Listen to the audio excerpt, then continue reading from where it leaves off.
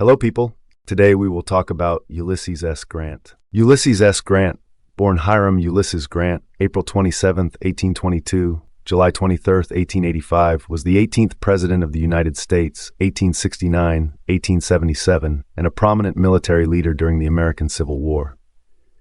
He is best remembered for his leadership as the commanding general of the Union Army, where he led the North to victory over the Confederacy, and for his efforts to rebuild the United States during Reconstruction. Grant's presidency, though marked by significant achievements, was also tainted by numerous scandals involving corruption among his subordinates. Grant was born in Point Pleasant, Ohio, to Jesse Root Grant, a tanner and businessman, and Hannah Simpson Grant. Although his birth name was Hiram Ulysses Grant, an error when he enrolled at West Point led to him being listed as Ulysses S. Grant, a name he adopted throughout his life. Grant grew up in rural Ohio, where he developed a passion for horses and became a skilled rider, traits that would serve him well in his military career. In 1839, he was admitted to the United States Military Academy at West Point, where he graduated in 1843, ranking 21st in a class of 39. Though he did not particularly enjoy military life during his time at West Point, it laid the foundation for his future career.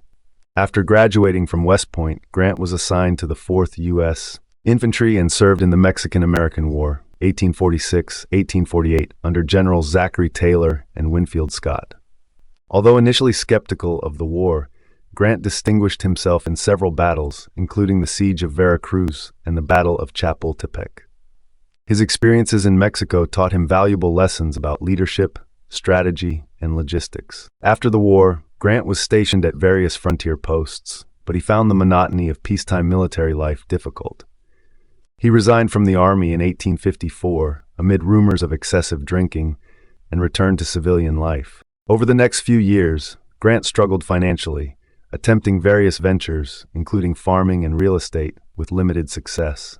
When the American Civil War broke out in 1861, Grant rejoined the military, initially serving as a colonel of volunteers.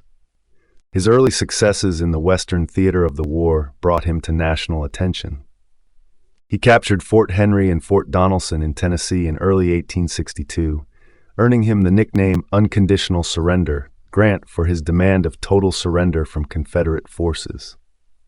Grant's leadership at the Battle of Shiloh, 1862, though costly, further solidified his reputation as a determined and relentless commander. He later orchestrated the successful Vicksburg campaign in 1863, which was a turning point in the war.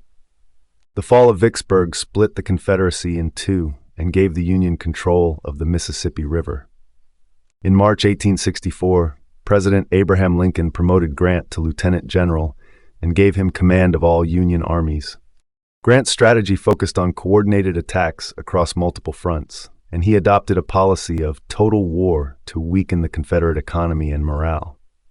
His relentless pursuit of Confederate General Robert E. Lee culminated in Lee's surrender at Appomattox Courthouse on April 9, 1865, effectively ending the Civil War. Following the war, Grant was hailed as a national hero. He became General of the Army, overseeing the military during the early years of Reconstruction. His popularity made him a natural candidate for the presidency, and he was nominated by the Republican Party in 1868. Grant won the election and was inaugurated as the 18th president in 1869. Grant's presidency occurred during a tumultuous time in American history, as the country sought to rebuild itself after the Civil War.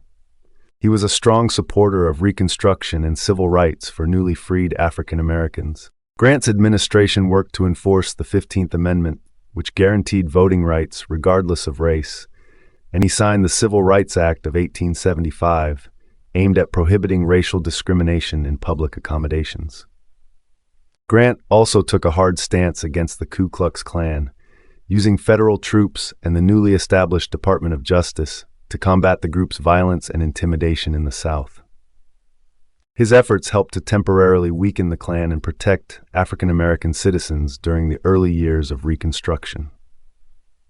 Grant's administration made significant strides in economic policy, including efforts to stabilize the post-war economy. He signed the Public Credit Act of 1869, which ensured that the government would pay its debts in gold. And he presided over the country's return to the gold standard with the Coinage Act of 1873. In terms of Native American policy, Grant initially advocated for what became known as the peace policy, aiming to improve relations with Native American tribes through assimilation and the appointment of religious leaders as Indian agents.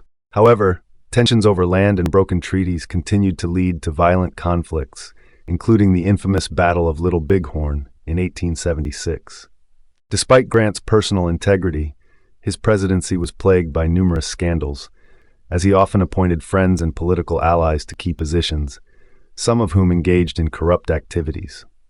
The most notable scandals included the Whiskey Ring, 1875, a conspiracy among government officials and whiskey distillers to defraud the government of tax revenues; the Credit Mobilier Scandal, 1872, which involved members of Congress receiving bribes from railroad companies in exchange for political favors.